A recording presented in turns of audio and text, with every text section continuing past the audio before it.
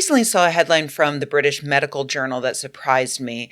Death rates after major surgery are similar regardless of whether a male or female surgeon operates on a male or female patient, finds this large U.S. study. It surprised me because over the past few years, I've seen several studies that suggest that, in fact, women are just better than men at sticking their hands in your guts.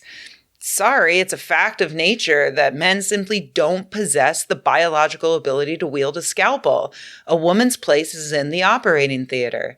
If you go to the ER to have a nickel removed from your nostril and a man walks through the door holding the tweezers, leave immediately lest you significantly increase your chance of dying in the next 30 days. Okay, yeah, I might be overstating the case a little bit, but yeah, back in 2017, researchers examined 104,630 patients having surgery and found that fewer patients treated by female surgeons died, were readmitted to hospital, or had complications within 30 days than those treated by male surgeons.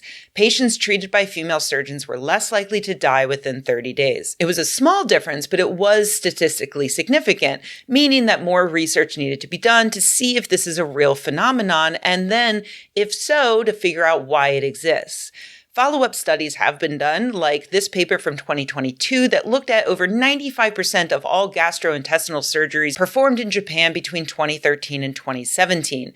They actually found no significant difference between male and female surgeons' patients' mortality. But that was despite the fact that female surgeons were much more likely than male surgeons to be assigned high-risk cases, like those people who are malnourished, on long-term steroids, or who have later-stage diseases. With this in mind, I wondered if this BMJ headline might be missing some context, and so I dove in. And my first surprise was that this study features many of the same authors as the 2017 paper. My second surprise upon reading the paper is that it actually supported the previous research and found something novel that the BMJ's headline obscures. In this sort of sequel to that 2017 paper, Canadian epidemiologist Christopher J.D. Wallace and his team examined every single U.S. Medicare patient aged 65 to 99 years old who had one of 14 major elective or non-elective surgeries between 2016 and 2019, giving them nearly 3 million data points. While they did look at male versus female surgeons and patient mortality, they were specifically challenging the hypothesis that male patients would do better with male surgeons and female patients with female surgeons, rather than the patient being a different gender than the surgeon. Because I was kidding about the idea that men just aren't naturally biologically good at surgery. There is no surgical skill gene as far as I know. It's likely that if female surgeons do have better outcomes than male surgeons, there's probably some socio-cultural reason or 10 reasons behind it. And one way to start to explore what those reasons might be would be to look at the outcome of what's called gender concordance in surgeries, meaning the patient and the surgeon share the same gender. Previous research has suggested that patients have better outcomes with doctors of the same gender, possibly due to improved communication between the two, allowing the patient to feel more comfortable connecting and talking and sharing with their doctor, which leads to better follow-up care and thus fewer complications, lower mortality. So this paper explored whether that might be true of surgery as well. And surprise, it wasn't. This is the rare example of a paper that failed to find evidence for their hypothesis, but it still got published, which is refreshing, honestly. The researchers found no significant difference in postoperative mortality rates between all four variables. That's male physicians with male patients, male physicians with female patients, female physicians with female patients, and female physicians with male patients. And that's what that BMJ headline meant. Not that there's no difference between the success rate of male versus female surgeons, but that this specific study found no difference between patients who did or did not share a gender with their surgeon. But, you might be thinking, if there was no statistically significant difference between those four groups, doesn't that mean that there's no difference between female and male surgeons at all? And no, not exactly. Statistics are weird like that. But also, this study found the same thing that the Japanese study found last year. Compared with male surgeons, female surgeons were more likely to treat patients who had conditions that were predictive of higher risk of death. So already, even if they were statistically equal mortality rates between male and female surgeons, the female surgeons would still be doing better.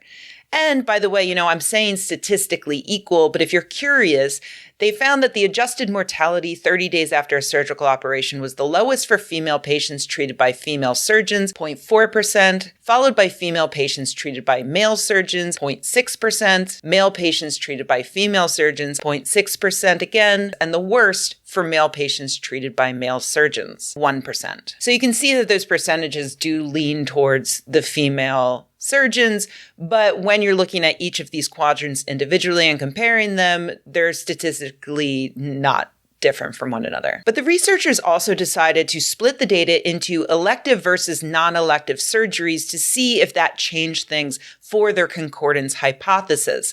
They found that, in fact, there was still no significant difference between the groups when looking at elective surgeries only. But there was a small but statistically significant difference between female surgeons treating either sex and male surgeons treating either sex in elective surgeries. Just like they found in the Canadian study, female surgeons had lower post-operative mortality rates than male surgeons. So why is that? Well, it's tough to say. Patients are more likely to be able to choose their surgeons for elective surgeries, so that might have something to do with it. There could be a confounding factor, some third variable that wasn't measured that is actually responsible for these results. So the authors say they can't speak to causality, but if our findings were causal, these results suggest that increasing gender diversity within the surgeon workforce has the potential to improve the quality of surgical care and patient outcomes. Given many challenges female surgeons face, such as the potential effect of marriage, childbearing, and gender discrimination on their careers as surgeons, creating a supportive work and training environment for female surgeons has the potential to promote the gender diversity of the surgeon workforce. A systematic review from 2021 supports this, as the authors write that surgery is the most women-unfriendly specialty, and female surgeons face a higher attrition rate and report mind-boggling amounts of discrimination in the workplace. It makes me wonder if maybe female surgeons are better than male surgeons simply because most of the women are bullied out of that career path, leaving only those women who are most passionate about their jobs or those most able to do their jobs well despite putting up with a lot of shit. It also makes me wonder how much better those female surgeons would do if they didn't have to put up with that much shit. In fact, that review found females were given less operative autonomy by attendings, impacting their confidence, training quality, and performance. And so they're still maybe doing better than the men, even with that happening. And, perhaps most sadly, the review found a survivorship bias where some senior female surgeons who overcame the odds to succeed in a male-dominated culture expected their subordinates to do the same. In such cases, they tended to focus on personal resolve as the crucial success factor, diverting attention from problematic gender barriers. The good news is that review also found that certain media advocacy efforts have been successful at increasing the number of female surgeons, helping surgeons feel more accepted and connected to one another. And they've also helped workplaces and organizations make changes in order to create a more welcoming environment. The takeaway here is that, female surgeons probably do have slightly better outcomes than male surgeons, but you probably shouldn't balk if you go in for some stitches and are greeted with a man. Don't run out of the room. That would be discrimination. That's how we got here in the first place. So, don't do a misandry just because of this news.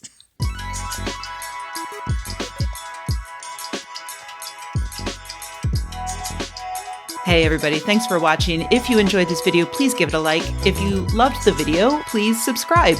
And if you think the world could use more videos like this and you happen to have a few bucks laying around, head to patreon.com/Rebecca and join an awesome community of nerds like the people whose names you see on the screen right now.